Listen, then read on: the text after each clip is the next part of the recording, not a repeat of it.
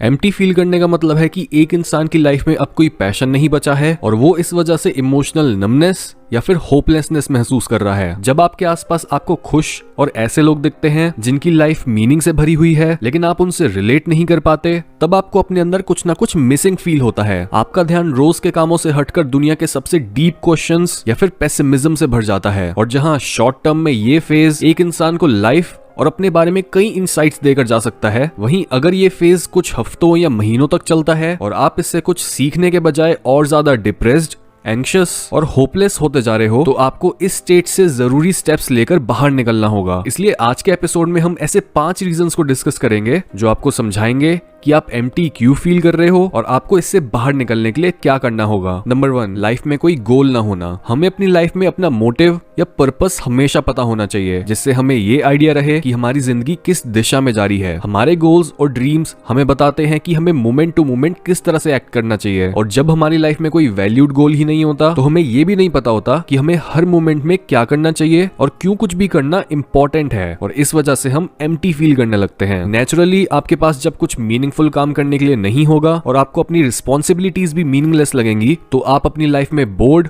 और demotivated feel करोगे। इसलिए जो भी काम आपको मीनिंगफुल लगे उसमें अपना पूरा एफर्ट डालो और धीरे धीरे करके डेली बेसिस पर कुछ ना कुछ अचीव करने की कोशिश करो। इससे आपकी बॉडी आपको आगे बढ़ते रहने के लिए पॉजिटिव इमोशंस भी देगी और आप एम्प्टी भी फील नहीं करोगे। नंबर 2, खुद को ना समझ पाना। हमारी लाइफ में सबसे इंपॉर्टेंट ये होता है कि हम अपनी फीलिंग्स और अपने ट्रू सेल्फ को समझें। हमें हमारी वैल्यूज और बिलीव्स के बारे में पता होना चाहिए कि हम क्यों और किस लिए जी रहे हैं। जैसे जैसे हम बड़े होते हैं हमें धीरे धीरे अपने बारे में और अपनी फीलिंग्स या इमोशंस के बारे में समझ आने लगता है, लेकिन कई बार ये प्रोसेस किसी रीजन की वजह से स्लो या एकदम रुक जाता है और हमारा काम होता है अपने अंदर जाकर वापस से ट्रैक पर आना और सेल्फ अवेयरनेस हासिल करना। इसलिए आपको ये कोशिश करनी चाहिए कि आप पूरे दिन में से थोड़ा सा समय अपने आप को जानने और अपनी स्टोरी को समझने के लिए निकालो, क्योंकि जो इंसान अपने अंदर जाकर खुद को पूरी तरह से समझ लेता है वो दूसरों और दुनिया को भी समझ जाता है। Number 3, meaningless relationships. रिलेशनशिप्स इंसान की लाइफ का सबसे इंपॉर्टेंट पार्ट होता है, चाहे वो आपके पेरेंट्स, फ्रेंड्स या पार्टनर के साथ रिलेशनशिप्स ही क्यों ना हो। हर इंसान को ही इन रिलेशनशिप्स की बहुत जरूरत होती है और ये वो लोग होने चाहिए जिनसे हम इमोशनली अपनी बातें शेयर कर पाएं और एक दूसरे का ख्याल रख पाएं। ऐसा जरूरी नहीं है कि आपकी फ्रेंड्स का एक बहुत बड़ा ग्रुप होना चाहिए या फिर आपको हर कोई जानता हो। जो चीज मैटर करती है वो ये है कि आपके पास बस कुछ गिने चुने लोग होने चाहिए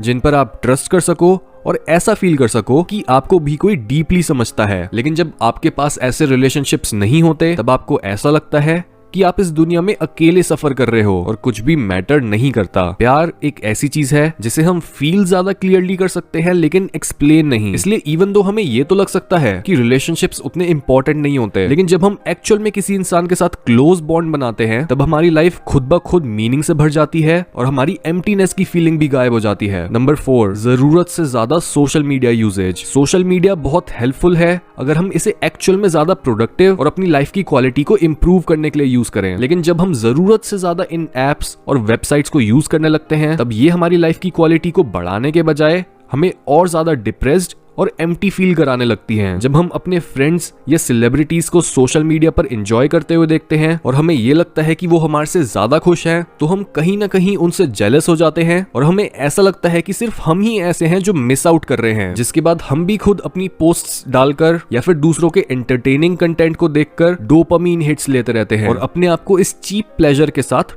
टॉर्चर करते रहते हैं। हम लोग सोशल मीडिया से इतने एडिक्टेड हो जाते हैं और अपने सारे पॉजिटिव इमोशंस अपने गैजेट्स में ही ढूंढने लग जाते हैं कि हम अपनी खुद की रियल लाइफ में कुछ अच्छा करने के लिए टाइम निकाल ही नहीं पाते। और यही एक्सटर्नली पॉजिटिव फीलिंग्स को चेस करने की साइकिल तब तक चलती रहती है जब तक हम कोई बड़ी ठोकर नहीं खा लेते। इसलिए सोशल मीडिया को सिर्फ एक प्रोडक्टिव टूल की तरह यूज करो, ना कि एक प्लेजर देने और एंटरटेन करने वाली चीज की तरह। नंबर 5, पास्ट को ओवरकम न कर पाना। बहुत से ऐसे लोग होते हैं जो कभी भी अपने पास्ट से बाहर निकल ही नहीं पाते और ऐसे ये अपने मिसिंग पार्ट्स को मेमोरीज या पुराने लोगों में ढूंढने की वजह से एम्प्टी फील करने लगते हैं। ये पास्ट सिचुएशन एक इमोशनल ब्रेकअप भी हो सकती है, किसी की डेथ या फिर हमारा कोई फेलियर जिस वजह से हम गिल्टी या फिर रिग्रेटफुल महसूस करते हैं। इसलिए ऐसी सिचुएशन में ये बहुत जरूरी होता है कि हम अपने आप को और दूसरों को माफ करना सीखें और समझे कि हमारे पास्ट में एग्जैक्टली क्या हुआ था, क्योंकि बिना अपने पास्ट को समझे हमारा दिमाग उन मेमोरीज के ऊपर से अपनी ग्रिप को लूज करेगा ही नहीं। और बिना अपने आप को या दूसरों को माफ करे हम अपने अंदर ही शेम या फिर रिजेंटमेंट जैसे टॉक्सिक इमोशंस को पालते रहेंगे, जिनसे सिर्फ हमें ही नहीं बल्कि हमारे आसपास के लोगों को भी नुकसान पहुंचेगा। इसलिए अगर आप भी एम्प्टी फील करते हो तो अपने आप से पूछो कि क्या आपने अपने पास्ट को ओवरकम कर लिया है